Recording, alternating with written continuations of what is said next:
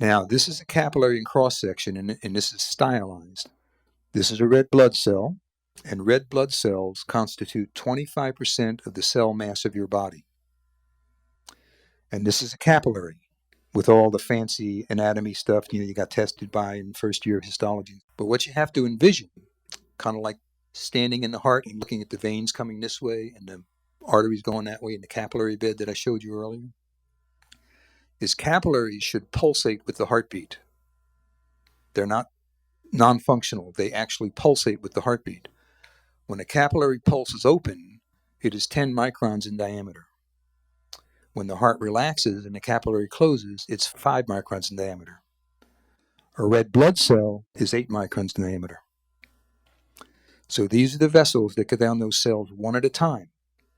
And those vessels should be pulsating. But what happens as we age, as that snowball goes downhill, is sugar coats the inside of this endothelium and begins to stiffen it, just like melting caramel over an apple. It also coats the red blood cell, which you can measure a blood test called the hemoglobin A1C. That's a direct measure of molecular aging from sugar toxicity on the surface of the red cell. So the cell, as it ages, also stiffens, but red cells turn over in the body every 120 days. So we have a biological marker, a functional marker of glycation in the body, because you can follow patients to see if they're getting better by looking at their hemoglobin A1C, because circulation testing changes slowly. So looking at a vascular study, in my opinion, must test in a year or so. You're wasting the patient's money.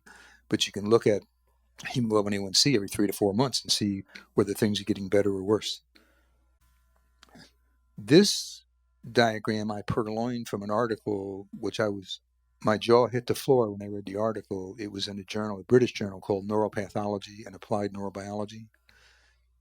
The authors, Dr. Brown and Dr. Thor out of North Carolina, one of the medical schools in North Carolina, what he's showing is, and what they were studying was, a young person in the capillary beds, the capillaries filter through all the organs and supply the oxygen and the nutrient and stuff. But as we get older, for reasons I'm going to get into in a few minutes, there's an attrition of the capillary beds.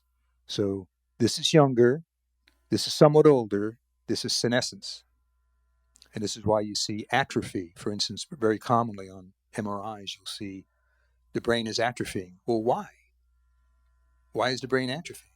Because it's starving. It's not getting enough blood supply. It's like a farmer out at the end of the Truckee River distribution in Fallon when there's no water. It gets nothing.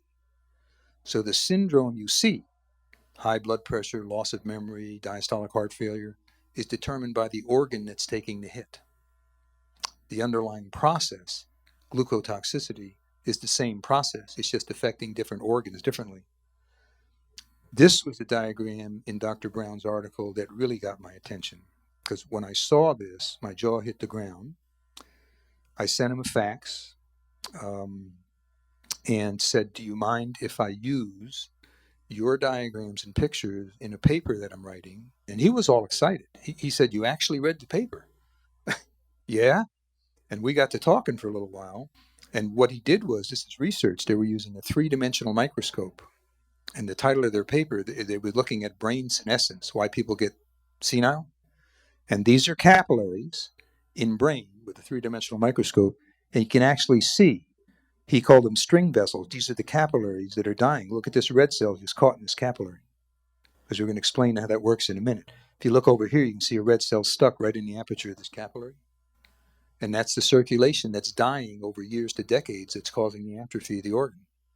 It also causes stiffening of the organ, which is why those hearts on the wall motions I showed you on the original studies back in the 80s, that's why they weren't relaxing. But back there was no language for it. Now today we call it diastolic dysfunction. But back in the 80s, there wasn't any language for it.